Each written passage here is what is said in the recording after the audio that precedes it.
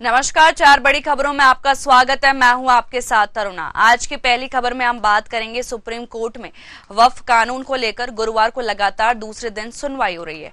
इस मामले पर कोर्ट दोपहर 2 बजे सुनवाई शुरू हुई। इससे पहले बुधवार को भी अदालत में सुनवाई हुई थी। दूसरी बड़ी खबर, उत्तर प्रदेश में इस समय आरएसएस प्रमुख मोहन भागवत की चर्चा तेज है। संघ प्रमुख अलीगढ़ के विशेष दौरे पर है। वे 5 दिन अलीगढ़ में रहेंगे। संघ के दफ्तर केशव सेवा धाम में कई महत्वपूर्ण बैठकों में शामिल होंगे। तीसरी बड़ी खबर, मध्य प्रदेश बीजेपी अध्यक्ष पद की अटकलों के बीच 4 दिन में दूसरी बार अमित शाह प्रदेश के दौरे पर आए। बता दें, मध्य प्रदेश बीजेपी को नए अध्यक्ष का लंबे समय से इंतजार है। चौथी बड़ी खबर, भारतीय जनता युवा मोर्चा कार्यकर्ताओं ने नेशनल हेराल्ड मामले को लेकर लोकसभा में विपक्ष के नेता राहुल गांधी और कांग्रेस पार्टी के खिलाफ प्रदर्शन किया। युवा मोर्चा के कार्यकर्ताओं ने राहुल गांधी और सोनिया गांधी का पुतला जलाया। तो आइए शुरू करते हैं चार बड़ी खबरें।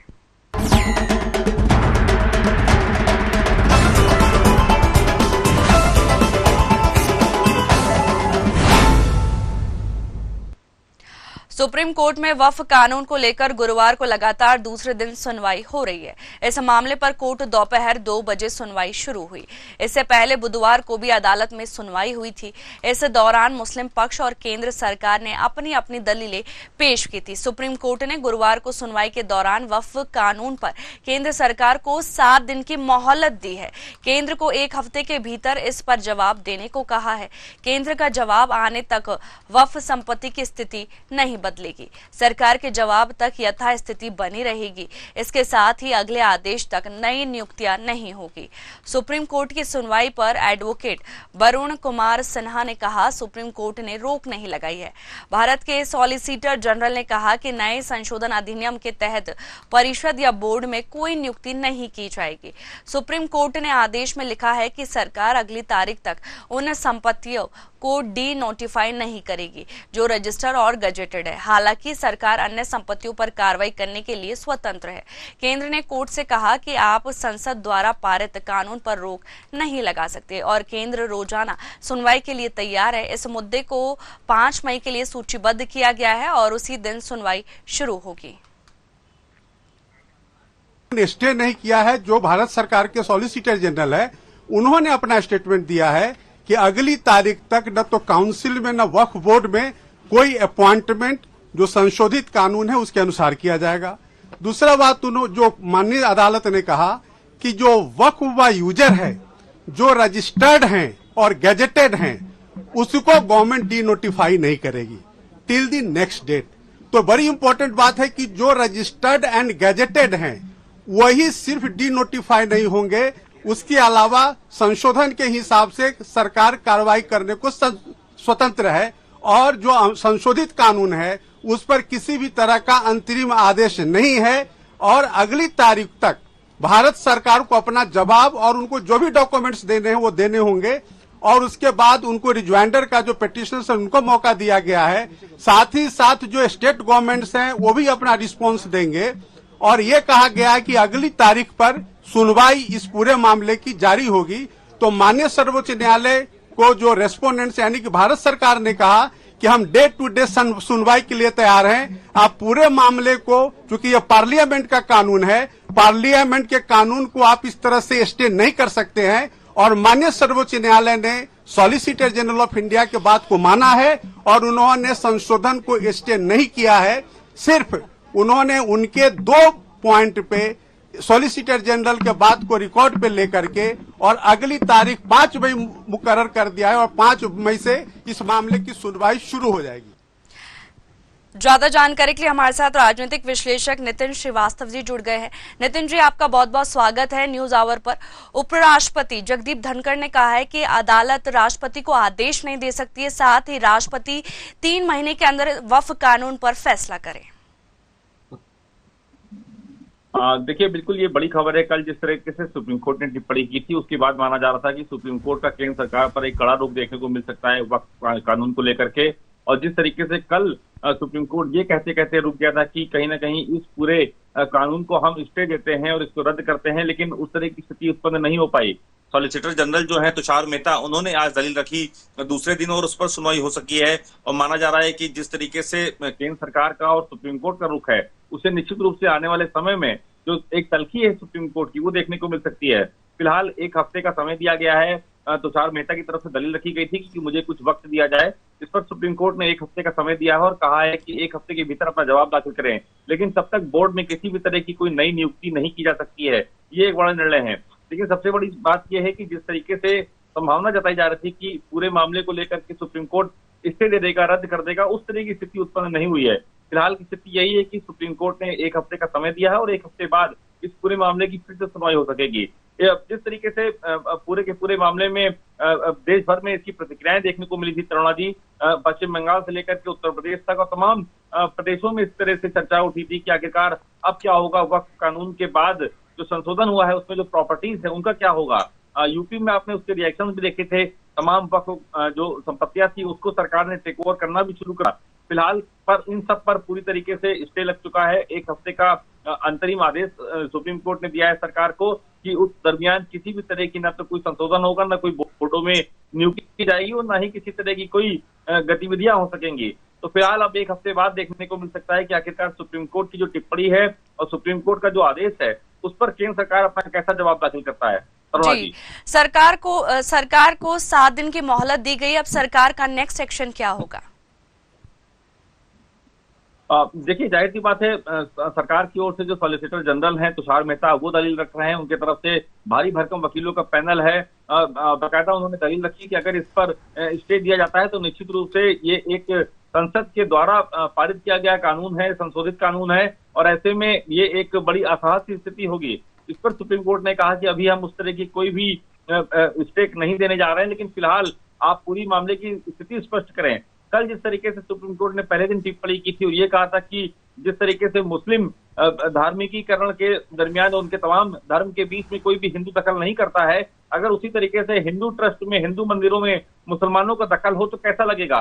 कुछ इस तरह की टिप्पणी जो है कल देखने को मिली थी। आज भी हालांकि उतनी तीखी टिप्पणी नहीं मिली, लेकिन 1 हफ्ते का समय जरूर दिया गया है।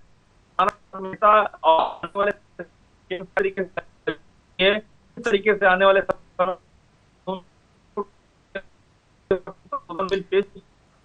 नाम उम्मीद बना दिया गया है जी। जी, आपकी जो आवाज है वो हम तक नहीं पहुंच पा रही है। फिलहाल तमाम जानकारी के लिए आपका बहुत बहुत शुक्रिया।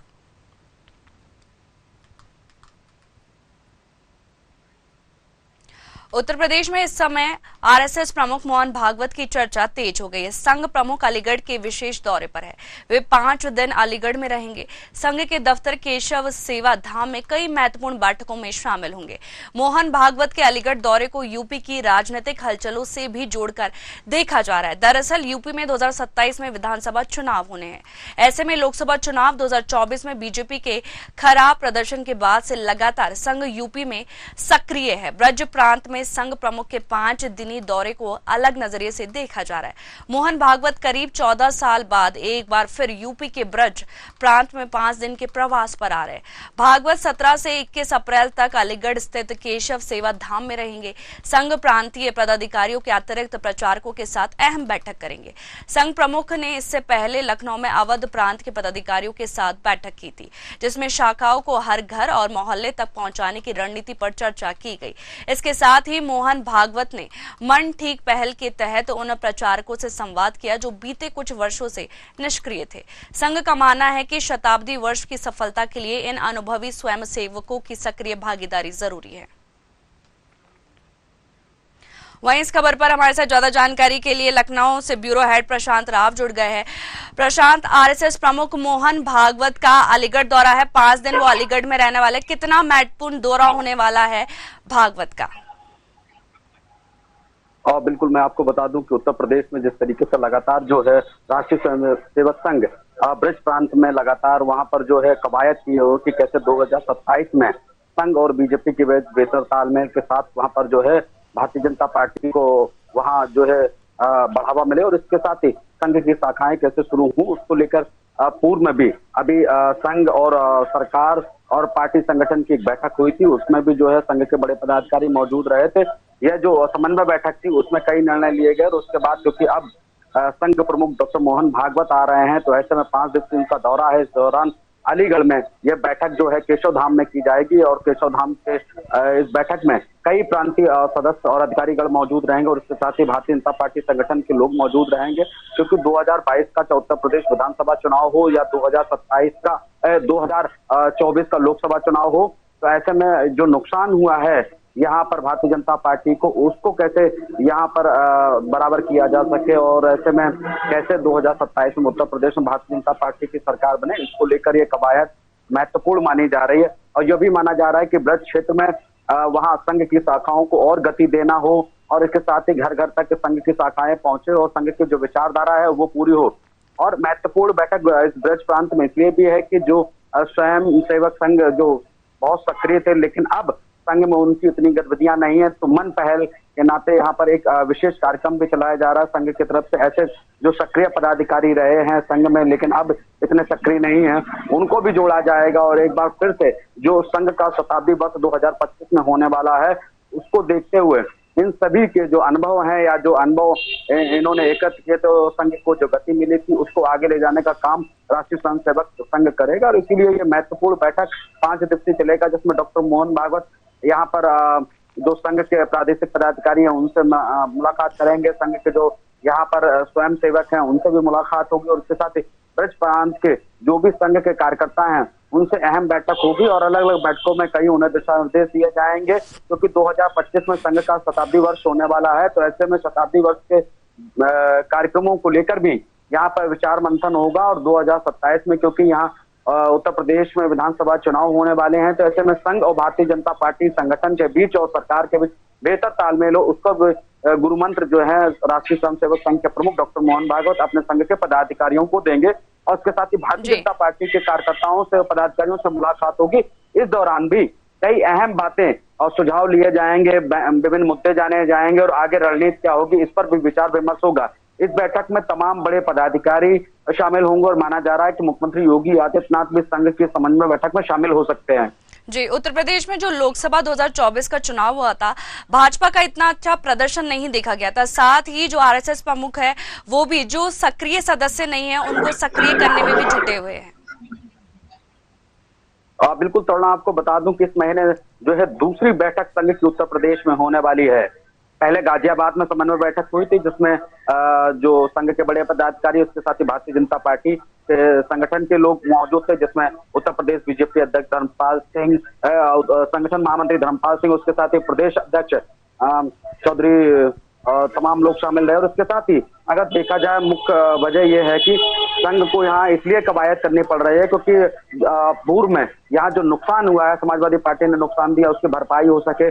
दूसरी तरफ देखिए जहाँ गाजियाबाद में बैठक हुई तो वह संघ प्रमुख मोहन भागवत का वाराणसी दौरा था, वहां भी उन्होंने जो है पूर्वांचल के पदाधिकारियों से मुलाकात की। तो चाहे उत्तर हो, पश्चिम हो, दक्षिण हो, सभी जगह लगातार यहाँ पर जो है संघ अपनी कवायद की हुई है। जहाँ भारतीय जनता पार्टी कमजोर हुई है 2022 के और 2024 के चुनाव में, तो ऐसे में उसको मजबूती कैसे दी जा सकती है, संघ के पदाधिकारियों को और ज्यादा सक्रिय कैसे किया जा सकता है, संघ की जो विचारधारा वो कैसे और ज्यादा लोगों तक पहुंचे, इस पर विशेष जो ध्यान रखा जा रहा है। क्योंकि ब्रज प्रांत की बात की जाए तो ब्रज प्रांत जो है लगातार जो कमजोर हो रहा है, 2022 का चुनाव 2024 का चुनाव हो, ऐसे में उसके पहले अगर देखा जाए पंचायत के चुनाव हुए तो तब भी वहां काफी नुकसान हुआ था। इन नुकसानों की भरपाई के लिए संघ यह महत्वपूर्ण जो है बैठकें कर रहा है ताकि आने वाले समय में यहाँ जो है भारतीय जनता पार्टी को फायदा हो और 2027 में जो प्रण है तीसरी बार सरकार बनाने का वो पूरा हो। जी, तमाम जानकारी के लिए आपका बहुत बहुत शुक्रिया प्रशांत।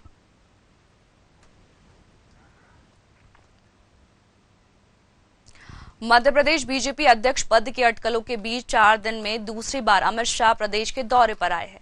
बता दें मध्य प्रदेश बीजेपी को नए अध्यक्ष का लंबे समय से इंतजार है। माना जा रहा है कि अब वह घड़ी आ चुकी है, नए प्रदेश अध्यक्ष का ऐलान जल्द ही किया जा सकता है। दरअसल राजनीतिक गलियारों में चर्चा है कि दिल्ली हाईकमान ने प्रदेश अध्यक्ष के चुनाव जल्दी कराने के आदेश दिए है, जिसके चलते बीजेपी को इसी माह के अंत तक नया मुखिया मिलने की संभावना है। यह संभावना इसलिए भी मजबूत होते नजर आ रही है क्योंकि क्योंकि केंद्रीय गृह मंत्री अमित शाह 4 दिन में दूसरी बार मध्य प्रदेश के दौरे पर आए हैं। बता दें, केंद्रीय गृह मंत्री अमित शाह गुरुवार 17 अप्रैल को नीमच से सीआरपीएफ दिवस परेड में शामिल होने पहुंचे थे। अमित शाह के साथ कार्यक्रम में प्रदेश के मुखिया डॉक्टर मोहन यादव भी शामिल रहे। इस दौरान केंद्रीय गृह मंत्री ने शहीद स्थल पर बल के वीर बलिदानियों को श्रद्धांजलि अर्पित की। इससे पहले केंद्रीय गृह मंत्री अमित शाह 13 अप्रैल को भी भोपाल पहुंचे थे। वो सहकारिता के कार्यक्रम में शामिल होने भोपाल आए थे। इस दौरान उन्होंने सीएम हाउस में आधे घंटे से ज्यादा का समय बिताया और पूर्व गृह मंत्री अमित शाह, मंत्री कैलाश विजयवर्गीय से अलग से मुलाकात की थी। इन मुलाकातों के बाद से नए प्रदेश अध्यक्ष को लेकर अटकलों ने जोर पकड़ लिया है। वहीं इस खबर पर हमारे साथ ज्यादा जानकारी के लिए वरिष्ठ पत्रकार आदित्य नारायण उपाध्याय जी जुड़ गए हैं। आदित्य नारायण जी, आपका बहुत बहुत स्वागत है न्यूज आवर पर। केंद्रीय गृह मंत्री अमित शाह का 4 दिन में मध्य प्रदेश के अंदर ये दूसरा दौरा है। आखिर नए प्रदेश अध्यक्ष का जनवरी के अंदर ऐलान हो जाना चाहिए था, इतना समय क्यों लग रहा है, आखिर वजह क्या है? दरअसल क्या है कि सही बात तो ये है कि प्रदेश अध्यक्ष से ज्यादा राष्ट्रीय अध्यक्ष की नियुक्ति में बहुत ज्यादा विलंब हो चुका है और राष्ट्रीय अध्यक्ष की नियुक्ति के पहले निश्चित तौर पर प्रदेश अध्यक्ष की नियुक्ति होना आवश्यक है और ये भारतीय जनता पार्टी के संविधान में है। तो इसलिए जो है, चूंकि राष्ट्रीय अध्यक्ष के चुनाव के लिए संघ का भारतीय जनता पार्टी के ऊपर कई तरह का दबाव है और उसमें खासतौर पर भारतीय जनता पार्टी का जो केंद्रीय नेतृत्व है उसके ऊपर ज्यादा दबाव है। इसलिए वो ऐसा अध्यक्ष जो निश्चित तौर पर जो राष्ट्रीय नेतृत्व के साथ समन्वय स्थापित कर सके और प्रदेश में भी चूंकि क्या है कि मुख्यमंत्री के चयन के बाद निश्चित तौर पर मध्य प्रदेश भारतीय जनता पार्टी में अलग अलग धड़े नजर आने लग गए। तो इस तरीके से वो ऐसा प्रदेश अध्यक्ष की जरूरत है जो सर्वमान्य हो और इन सबको कोऑर्डिनेट करके चल सके और साथ ही पार्टी के राष्ट्रीय नेतृत्व के साथ में जिसका समन्वय हो। तो इस तरीके से उसकी ऐसे प्रदेश अध्यक्ष की खोज जो है और उस पर चर्चा लगातार की जा रही है और उस पर निश्चित तौर पर मंथन करके और कोई ऐसे व्यक्ति की आवश्यकता उनको महसूस हुई है और इसलिए उस ऐसे व्यक्ति के चयन के लिए उनको बार बार आना पड़ रहा है और वो ये चाहते हैं किसी भी तरीके से कि उनकी अपनी पसंद का होना चाहिए। इसमें कोई वो गलती करना नहीं चाहते क्योंकि प्रदेश अध्यक्षों के बाद ही राष्ट्रीय अध्यक्ष का चुनाव होना है और राष्ट्रीय अध्यक्ष के चुनाव में कुछ पशोपेश निश्चित तौर पर है। ऐसा लगता है कि केंद्रीय भारतीय जनता पार्टी के वर्तमान केंद्रीय नेतृत्व और जो सत्ता में लोग बैठे हुए हैं उनके बीच जो है जिस तरीके का आरएसएस का दबाव जिस तरीके से है और एन लोकसभा चुनाव के पहले जेपी नड्डा जो वर्तमान अध्यक्ष हैं उनके द्वारा ये कह दिया जाना कि जो है अब हमको जो है भारतीय जनता पार्टी को राष्ट्रीय स्वयंसेवक संघ की मदद की आवश्यकता नहीं है।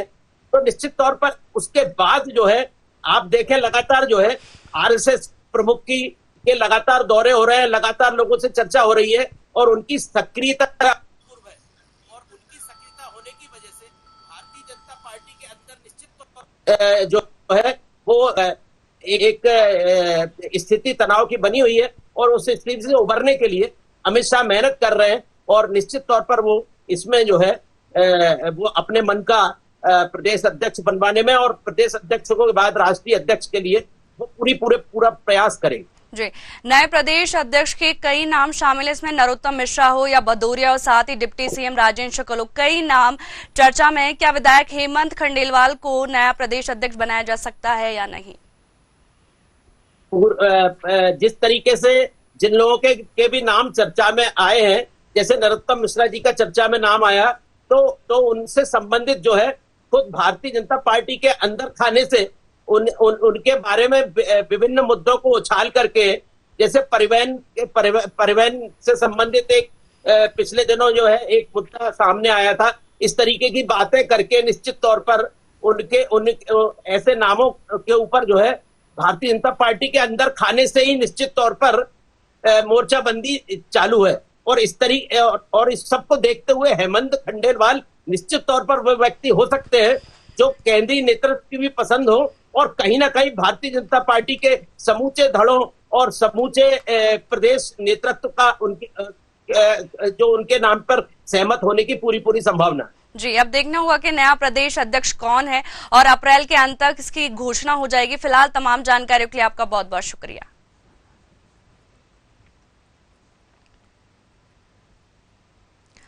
भारतीय जनता युवा मोर्चा कार्यकर्ताओं ने नेशनल हेराल्ड मामले को लेकर लोकसभा में विपक्ष के नेता राहुल गांधी और कांग्रेस पार्टी के खिलाफ प्रदर्शन किया। युवा मोर्चा के कार्यकर्ताओं ने राहुल गांधी और सोनिया गांधी का पुतला जलाया। इस दौरान पुलिस और प्रदर्शनकारियों के बीच हल्की नोकझोंक भी हुई।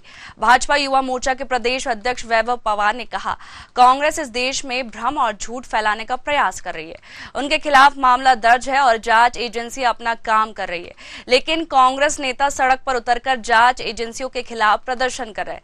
बता दें, ईडी ने कथित मनी लॉन्ड्रिंग मामले में सोनिया गांधी, राहुल गांधी और अन्य के खिलाफ आरोप पत्र दाखिल किया है। युवा मोर्चा के अध्यक्ष वैभव पवार ने कहा, नेशनल हेराल्ड में 2000 करोड़ रुपए से अधिक का घोटाला हुआ है। उससे बचने के लिए कांग्रेस नेता जनता को गुमराह कर रहे हैं। आमजन को यह समझना चाहिए कि नेशनल हेराल्ड में किस तरह की गड़बड़ी हुई है। वहीं सोनिया गांधी और राहुल गांधी के खिलाफ आरोप पत्र दाखिल करने के बाद ईडी को धमकाने की कोशिश करने का आरोप लगाया। इससे पहले सोनिया और राहुल गांधी के खिलाफ चार्जशीट पेश किए जाने के विरोध में बुधवार को कांग्रेस कार्यकर्ताओं ने देश भर में प्रदर्शन किया था। वहीं इस खबर पर ज्यादा जानकारी के लिए हमारे साथ वरिष्ठ पत्रकार डॉक्टर RK शुक्ला जी जुड़ गए।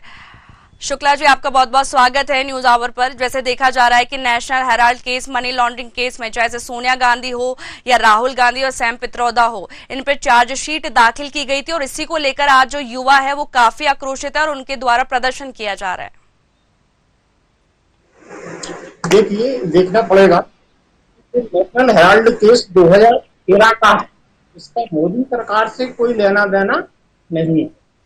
तो दूसरी ओर चूंकि अब एक प्रकरण न्यायालय में जा चुका है, क्योंकि न्यायालय में होने के कारण अब रोड पे आके इससे किसी प्रकार का डिस्कस करना या बहस करना या राजनीति करने के अलावा और कुछ भी नहीं है, क्योंकि आरोप पत्र दाखिल हो चुके हैं। सोनिया गांधी जी, राहुल गांधी जी जमानत पर भी हैं। जो प्रकरण कोर्ट में पहुंच चुका है, अब उसका निराकरण रोड पर तो नहीं हो सकता। कांग्रेस पार्टी के लोग, जो हमारी एजेंसियां हैं, ईडी है, CBI है, उसके खिलाफ, उसके विरोध में नारेबाजी करें, रोड पे उतरे, उसको कुछ नहीं होने। दूसरी ओर अगर भारतीय जनता युवा मोर्चा भी उस प्रकरण को लेकर रोड पे आता है तो एक राजनीति हो सकती है, लेकिन केस का इस पर कोई प्रभाव नहीं पड़ेगा, क्योंकि जब चार्जशीट दायर हो जाती है तो फिर तो मैटर कोर्ट का हो जाता है। जो कुछ भी डिसीजन होगा, पक्ष में हो विपक्ष में हो, तो जांच का विषय है। संबंधित एजेंसियां जांच कर रही हैं, ईडी भी कर रही है, CBI भी कर रही है। इस कारण से गांधी परिवार को भी चाहिए, कांग्रेस पार्टी के कार्यकर्ता, प्रदेश नेतृत्व को भी चाहिए कि इस केस को रोड पे आके उठाने से कोई फायदा नहीं होने वाला, सिर्फ और सिर्फ पूरी राजनीति कहलाएगी।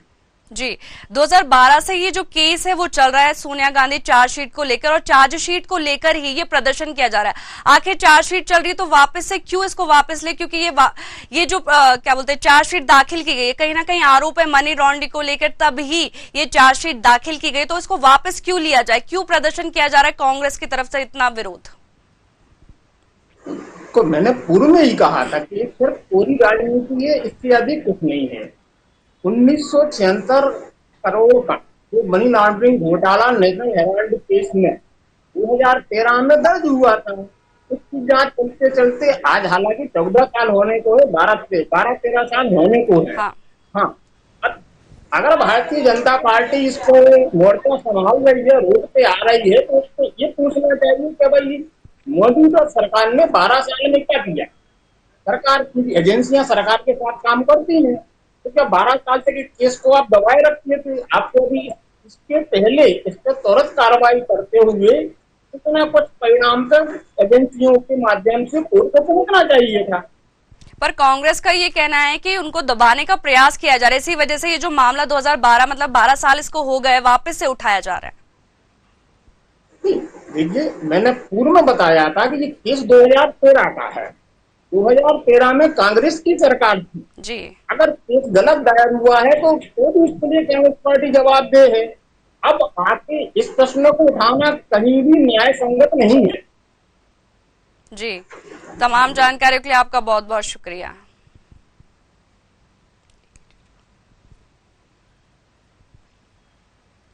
फिलहाल 4 बड़ी खबरों में इतना ही, मुझे दीजिए इजाजत।